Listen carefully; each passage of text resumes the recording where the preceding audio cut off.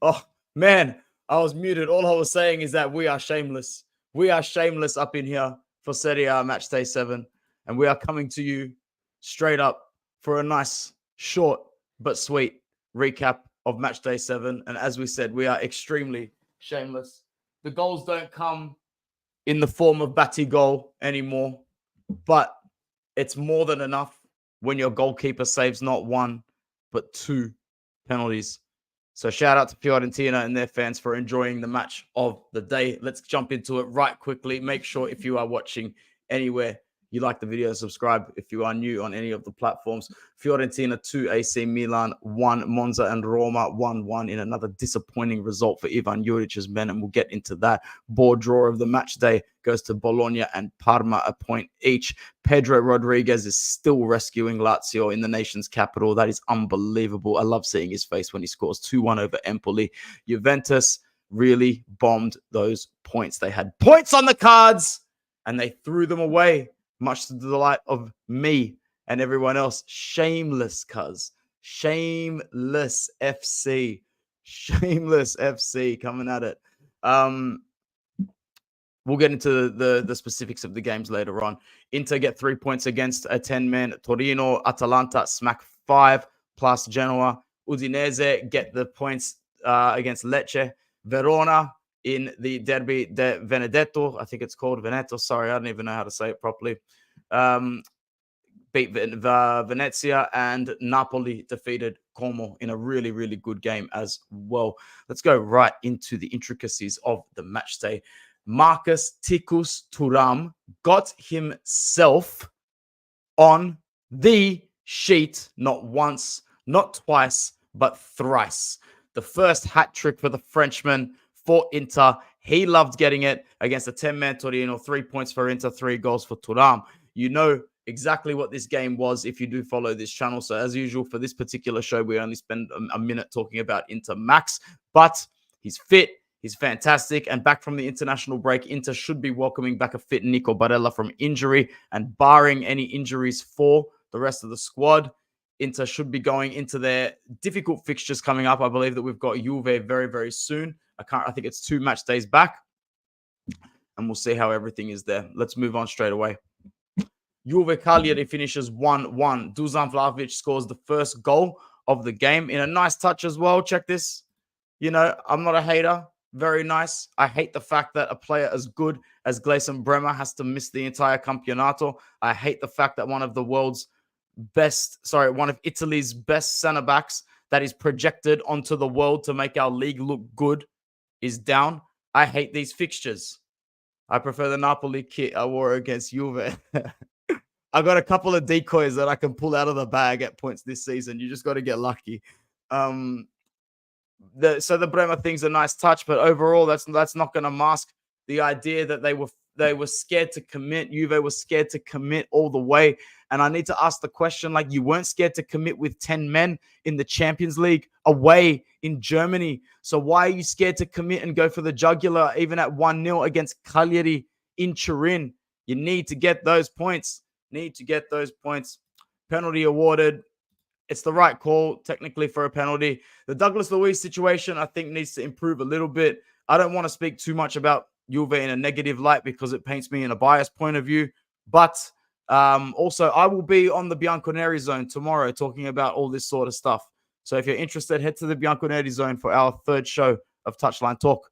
We were quite negative after our win against Torino, but after Juve and AC dropped points, it looks so much better. Definitely one of my favorite moments on this channel. Was it when they beat them 5-0? I forget. If you could tell me when it was and what the game was, I'd love to go back and see it. Because I forget. I've got a horrible memory. 1-1. And Motta will be looking at those drop points like, holy shit, how did we not get 3 points at home against Cagliari? But that's all right. They regroup. Still very tight on the ladder. No point worrying about it. Just move forward from here. The board draw of the match day. No goals for our friend Castro, unfortunately. And it puts both of them, still in a decent position on the ladder. I didn't watch this game. I've watched the highlights. There's not really much to talk about from either team so far, except the fact that I still think Dennis Mann is a good player. This game, but the Lazio victory was Awesome. Bigotelli is here. Thank you. Finally caught a live stream to show support. That's awesome, man. I've never seen you in the chat before. So thank you so much for coming through. There's 15 of you here right now. Like the video, subscribe if you are new. And also, should I put it in the description? Yeah, why not? I will. I'm also doing another stream on my personal channel after this, or on Manchester United. Boo. Boo. But I'll link it in the description. Not a problem. Might as well start doing that. This game here was awesome because I'm a nostalgia merchant, and Pedro Rodriguez scoring goals to rescue Lazio is still the funniest thing ever. The funniest thing ever. He's 36 years of age, guys. 36 years of age, and he is rescuing this team with goals. And when I think about Pedro Rodriguez, all I can do is think about him in the thin striped Barcelona kit that the brothers winning Champions Leagues in. And here he is scoring goals at this age to win Lazio Serie A matches. It's absolute madness. 4 wins in a row, but 4 wins in a row for Lazio. And I think, to be honest, that they are looking. They're obviously looking a lot better than the City rivals, who we'll go into next. But 4 wins, that they're always a team that finds some sort of consistency throughout patches of the season, and when they get it right, they seem to just be able to get it right. Empoli, on the other hand, won't be too bothered about losing this game, away from home in real time. They scored the first goal of the game in the 9th minute. Sebastiano Esposito scored, highlighting further that, Inter should really look at him as a 5th striker option now. I don't know why Inter shouldn't, and he would come back with open arms. They're still 10th on the ladder, Empoli, with 10 competition points. So they won't, as I said, they won't be too bothered by this result, especially after the start, considering that the start that they've had to the start of the season. So good for them. Next, Dojbik, whatever you want to say, he's pretty good. He's not bad because, Dybala can't score all the goals, guys. Dybala cannot score all the goals for Roma. Tammy Abraham has left. And where else are the goals supposed to come from? So he's doing his thing. Absolutely. I didn't watch this game. I just watched the highlights. How old is Danny Motta? Because is it too late for him to get another contract somewhere else? He doesn't look old.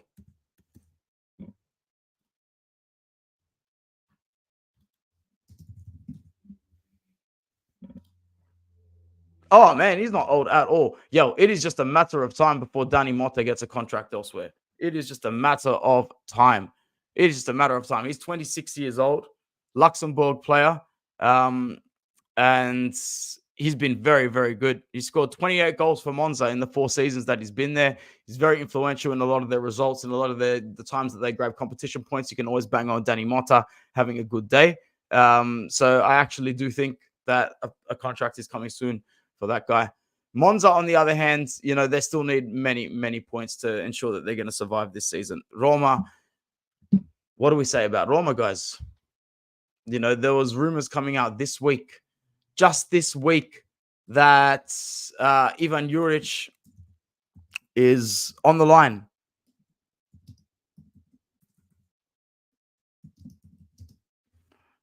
Ivan Juric is on the line after just the amount of games that he has played.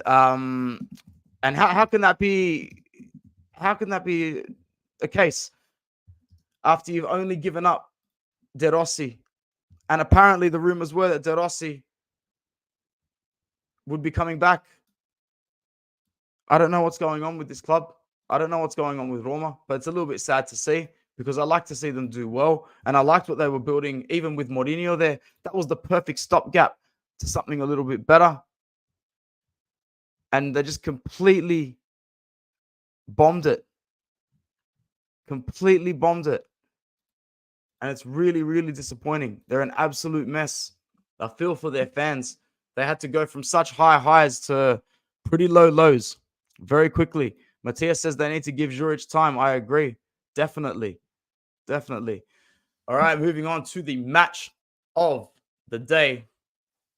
David De Gea spent like what, 6 to 9 months out as a free agent, even a year? Did he spend over a year? He must have, because Onana played a season and a bit for Man United. He spent a season out. David De Gea spent a whole season out as a free agent. That's crazy. That's crazy how you can do that in your career. This result was incredible. The game was incredible. 2 missed penalties for Milan. The talking points being that it was Theo Hernandez's birthday. So instead of the designated shooter, which is penalty shooter, which is Christian Pulisic, they decided to, well, Theo Hernandez decided to step up to the spot himself. Look, he's the captain, right? Fair enough. You want to make that call, you just got to make sure that you score that goal. And he did not score that goal.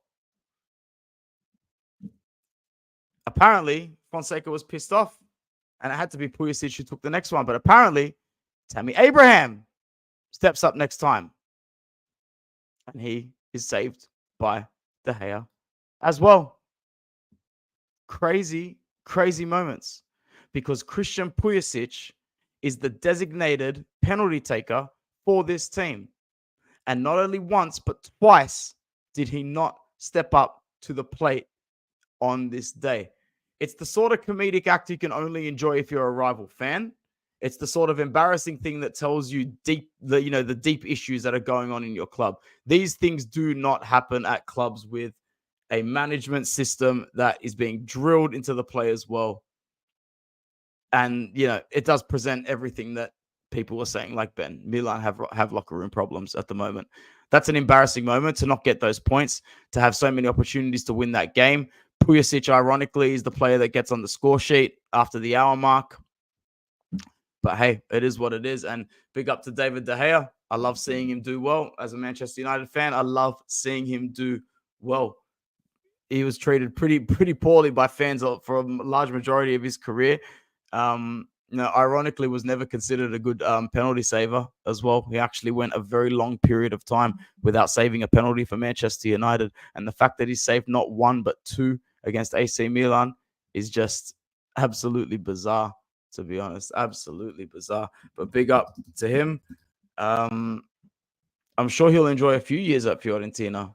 This could be a little bit of a resurgence in his career. And I feel like he'll grab it with both hands, because he's a good athlete. He's a good athlete. Mario says too many fools on that Milan team.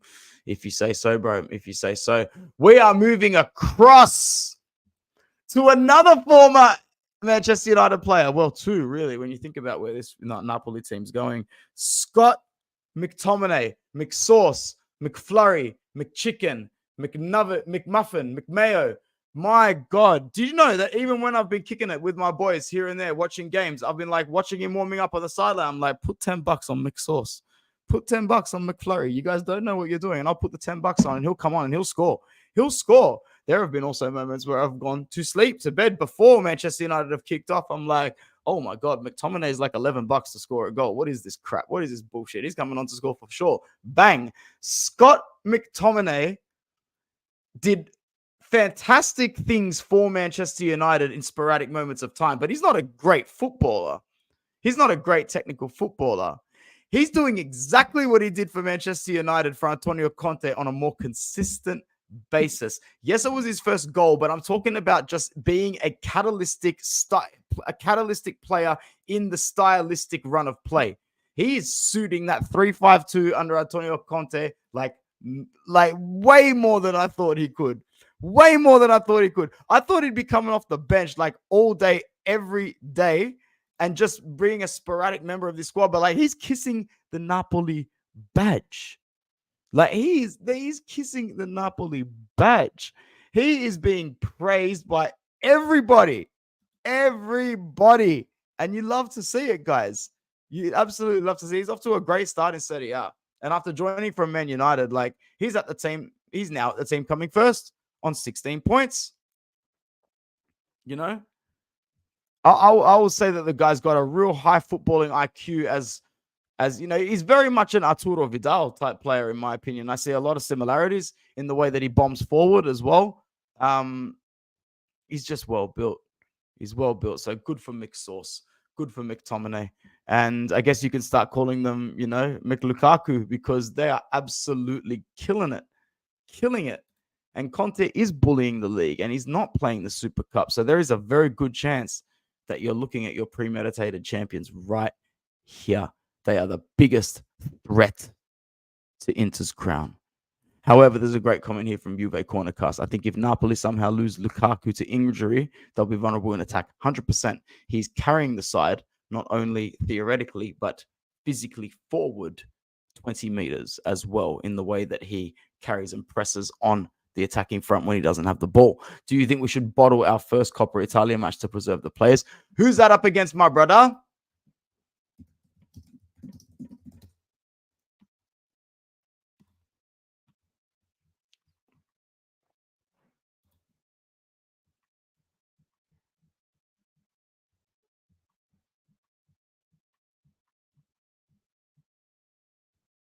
Udinese. Quarterfinals. One leg, but yeah, it's not two legs.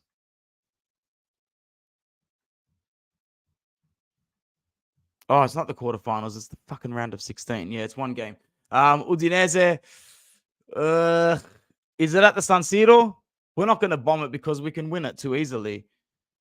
Inzaghi's not going to want to bomb a home game there like that. He's not going to want to do that. We could try to give it to them, but at the end of the day, I don't think we will. They're not as strong as the Bologna team that was hungry, that knocked us out last season. Definitely not. I don't think that Inter bombs this against Udinese. The bracket actually suggests that, guess a sec.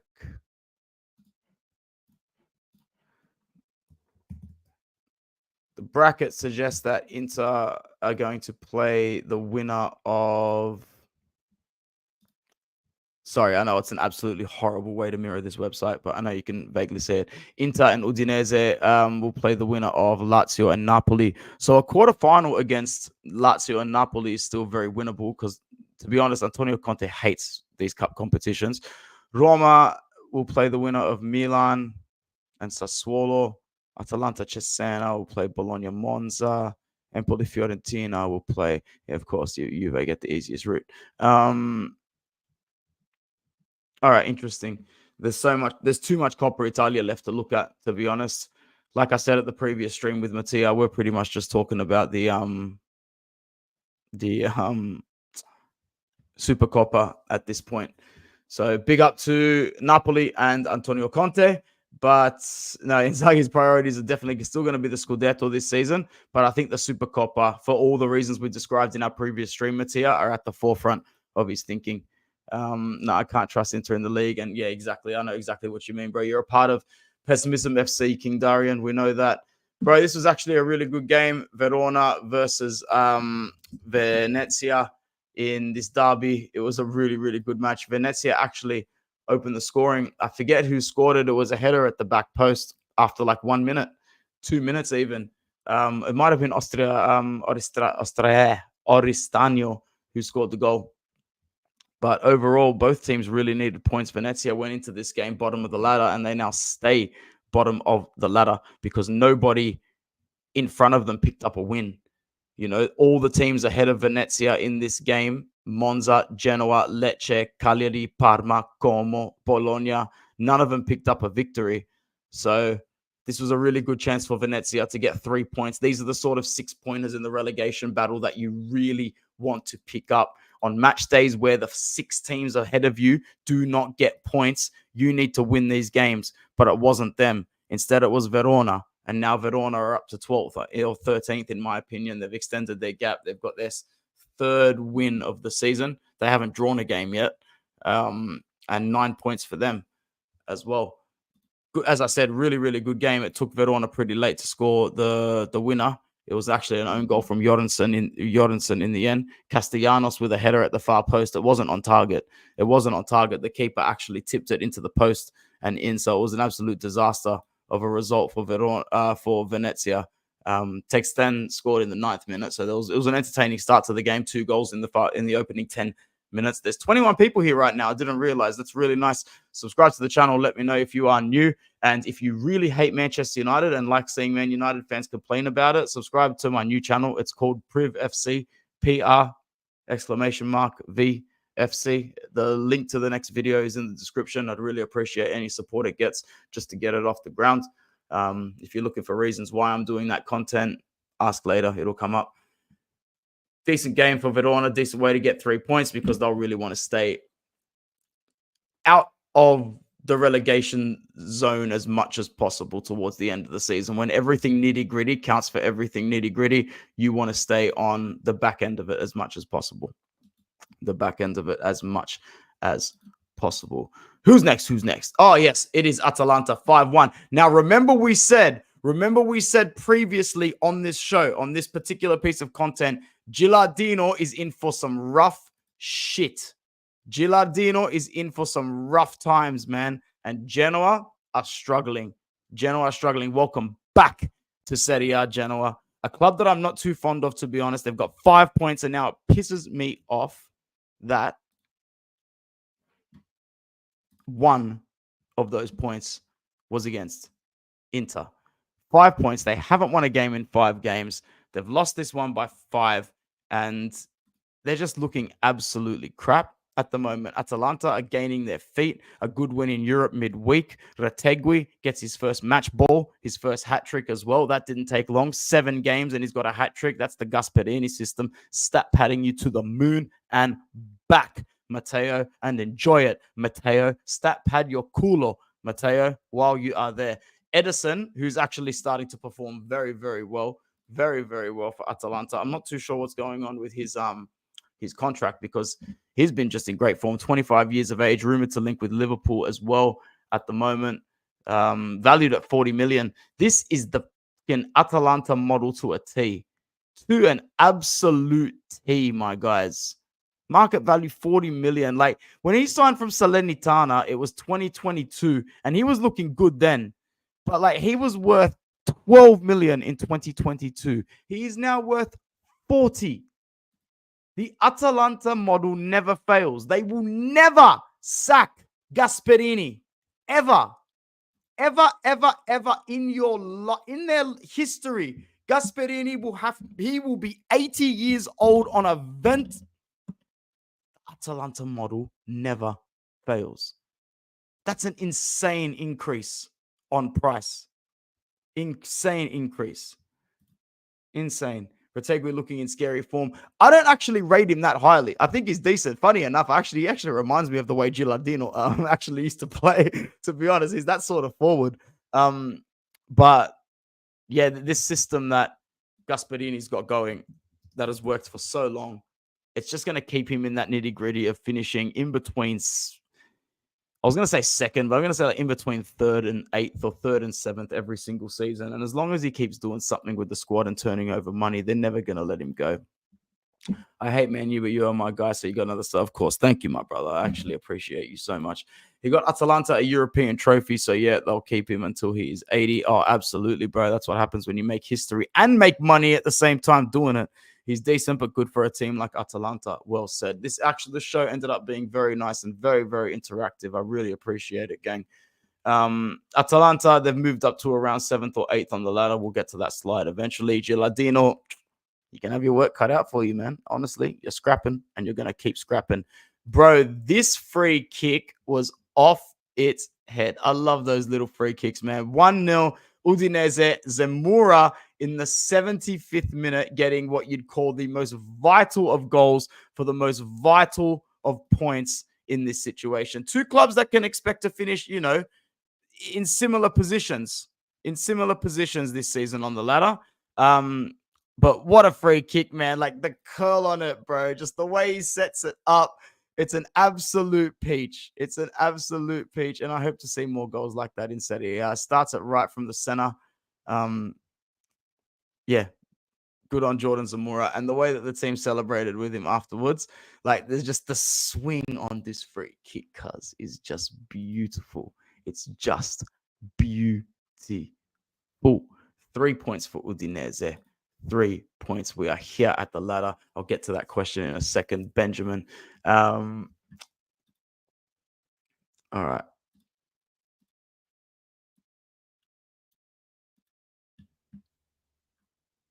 Beautiful.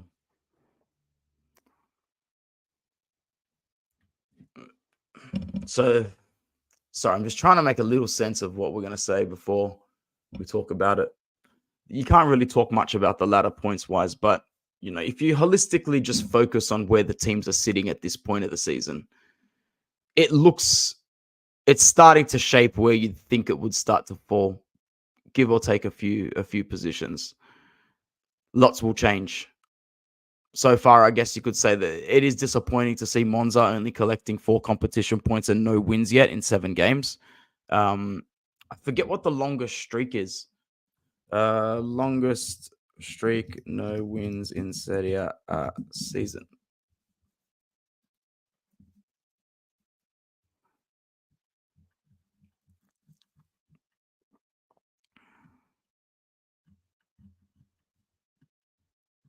Oh, this is going to take ages for me to find. Sorry. I was trying to look for like the longest streak without winning a game, but I'm sure it's well longer than 7 because there have been some absolutely awful sides in Serie A. Absolutely awful. Where is Alexis Sanchez? Has he played for Udinese yet all season? He hasn't.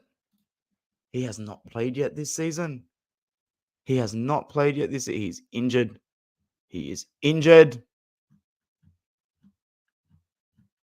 My God, he's had a colorful career, hasn't he?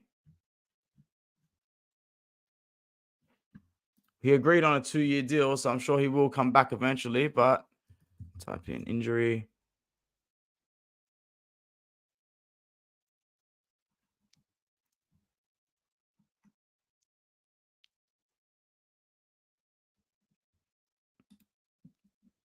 Hold up. Did they leave him off the roster for the whole season? That can't be right.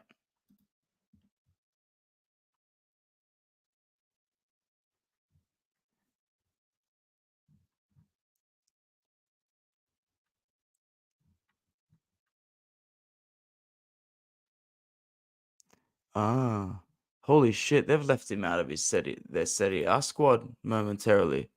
That's crazy. That's actually nuts. Alexis Sanchez is out of the Udinese squad until further notice. He's not even playing football for them. Damn. That's crazy, man. I didn't realize that as well. I really didn't. Thoughts on Lazio? Yeah, man. Big improvements for me because I was throwing hella shade at them at the start of the season. Just why their squad to me doesn't scream, over oozing talent the way it did when I picture, the players like Milinkovic, Savic, and Immobile, and Luis Alberto, Felipe Anderson back in their prime over with the clubs at different periods of time. But I think that when they gel, they gel. Baroni's doing a better job than I thought he would. I thought that he'd tank and burn pretty quickly with this with this squad, I should say. At 60 years old, I didn't have high hopes for him. I think Nuno Tavares is a good player. Castellanos is playing well. Pedro, at the end of the day, I did say he's carrying them a little bit. But if Zaccagni, Castrovilli, Guendouzi can stay fit and the midfield can stay fit, if Dia can keep scoring goals, I don't see why that they can't finish in between 5th and 8th. But they're not going to finish in the top 4. I refuse to believe that Lazio squad is going to finish in the top 4. If it did, this Serie A is way more dented than I thought it was. Is Venezia in the Italian West Brom? Yeah, bro. Big yo-yo club, big time, man. They don't have a lot of money, man. Venice is a city that struggles on its own. So the fact that it's yeah. What's going on, Paco? Good to see you, man. Forza Inter. Sour, you got Sanchez in your Fanta culture. That would make you a little bit sour. Going back to the table here, Monza Genoa very disappointing at the moment. I think that's, also Lecce and Cagliari, they need to capture some form pretty soon. Although Cagliari will be happy with 4 points from their last 2 games is always very, very good for them. So they're just happy to be out of the relegation zone at any phase this season, as are the likes of Como and Verona. Bologna, yeah, they're unbeaten in 5, but that includes 4 draws. need to pick up some wins very shortly. Fiorentina would have loved that win, but it's only their second in 5 games. They need to creep themselves back into the top half of the table, currently 10 points in 11th position. Empoli are still in the top half of the table despite their defeat to Lazio. Roma are also undefeated in 5. That is inclusive of 2 victories. Juric is on the ropes at the moment. They're on 10 points from 7 games, as are Atalanta. Torino is on 11 with Milan. Udinese and Lazio both on 13 points each, occupying 5th and 4th. 13 points for Juve in 3rd, 14 points for Inter in 2nd, and 16 for Napoli in 1st. That is your Classifica. That is your Serie A ladder. And this was your Serie A matchday review for episode 7, for matchday 7. If you are enjoying these match days, please let me know and leave a comment when the stream's over. It would be really nice because you don't get many viewers for these ones, only about 15, 20 at a time. So it's nice to know if it's hitting a good audience. Thank you very much for joining this stream. I really appreciate it. Big time boo coming up. I'm going to link it right here in the description if you want to head off and watch me talk about who will be Manchester United's next manager. I've just dropped it in the link below. But then again, just join me next week for Serie A match day. No, do not join me next week at all. In fact, let's see when we join each other next.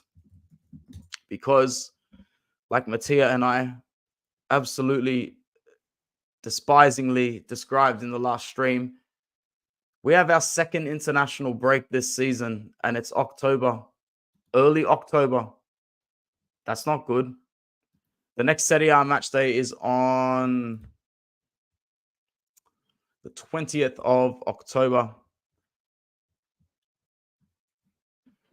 And we will see the likes of